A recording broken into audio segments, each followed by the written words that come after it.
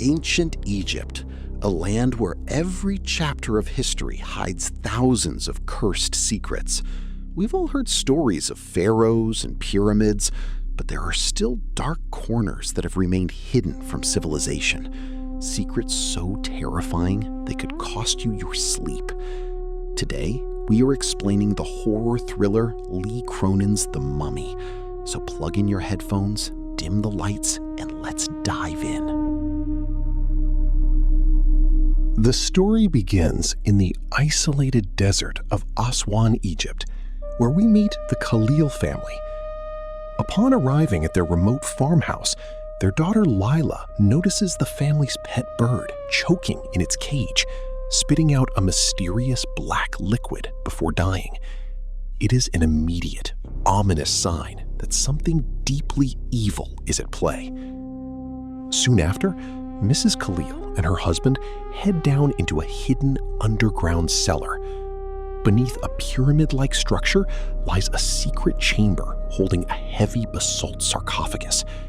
As Mr. Khalil unchains and opens the coffin, they find a body tightly wrapped in mummy cloths. But before they can comprehend what is happening, a violent, unseen force violently attacks and brutally kills Mr. Khalil right before his wife's eyes. The scene shifts to Cairo, introducing us to the happy Canaan family. Charlie, a news reporter, his wife Larissa, and their two children, Katie and Sebastian. Katie is her father's absolute favorite, and the two share a unique bond, practicing Morse code together as a fun game. Everything seems perfect until one day, while playing in her secret dollhouse in the backyard, Katie is approached by a mysterious woman wearing a veil. The woman offers her candies and an apple. As she chants a spell, a bizarre insect crawls out of the apple and straight into Katie's mouth, knocking her unconscious. Before Charlie can reach her, the woman cuts through the fence and kidnaps Katie. The family rushes to the police, only to be met with cold reality.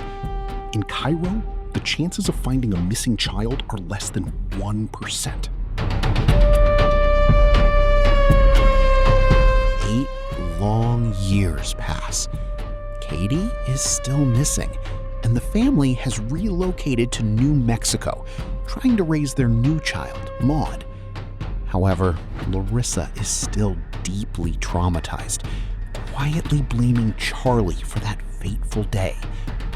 Meanwhile, back in the eastern desert of Egypt, a private plane crashes. Strangely, alongside the survivors, the crash unearths the exact same basalt sarcophagus, completely undamaged. When archaeologists use a crane to force the coffin open, they are left speechless. Inside is no ancient skeleton, but an alive, breathing, now 17-year-old Katie.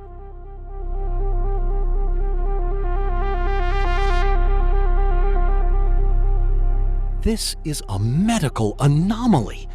How could anyone survive inside a sealed coffin for 8 years without light or nourishment? When Katie is flown back to her family in New Mexico, their joy quickly turns into absolute terror. Katie is no longer human. Her nails are long and claw-like, her skin is mangled, and her body is warped. In the dead of night, she slithers through the crawl spaces of the house like an animal, eating live rats and insects. While trying to lock a trapdoor, Charlie notices a foul-smelling liquid and chunks of decaying skin Katie tore from her own leg. Upon closer inspection under a light, he discovers that her skin has multiple layers, each inscribed with hieratic, an ancient cursive Egyptian script. Charlie takes photos of the inscriptions to an archaeology professor, unlocking a blood-curdling truth. The text isn't a curse.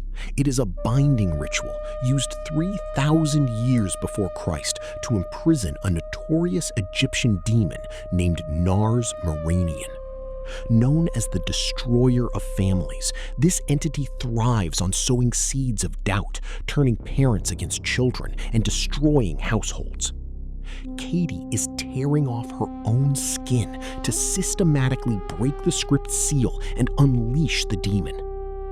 At the same time, Detective Dalia Zaki investigates the abandoned Khalil farmhouse in Egypt and uncovers a VHS tape. The recording reveals that Lila's mother was a guardian lineage. To protect her own family from the demon's wrath, she performed the 80-second mummy ritual, transferring Nars Marenian into a young, vulnerable victim, Katie, and mummifying her alive.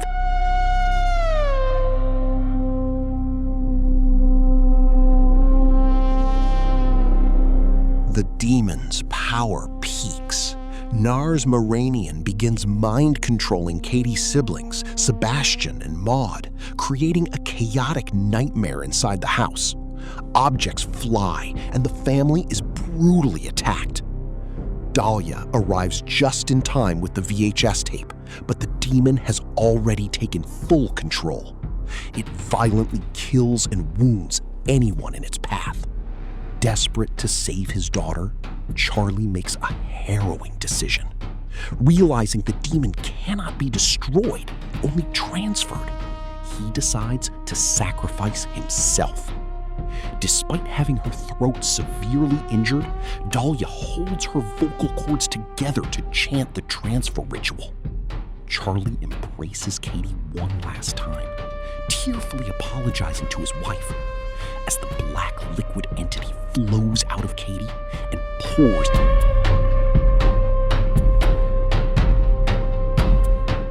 Months pass. Katie is now completely healthy and normal. However, Charlie, now possessed, is kept heavily chained inside a coffin in the basement, bound by the same hieratic spells. Katie visits him daily, communicating with her father using Morse code. But the movie saves its best twist for last. In the final scene, we discover that the kidnapper, Mrs. Khalil, didn't die. She is locked in a secret medical cell. A nurse walks in to draw her blood, who turns out to be none other than Larissa, accompanied by Detective Dahlia. Larissa looks at the terrified woman and coldly whispers, "My daughter Katie was asking, do you want to see her magic trick?" As Dahlia wheels a chained, possessed Charlie into the room and shuts the door, the terrifying chants of the body transfer ritual echo once again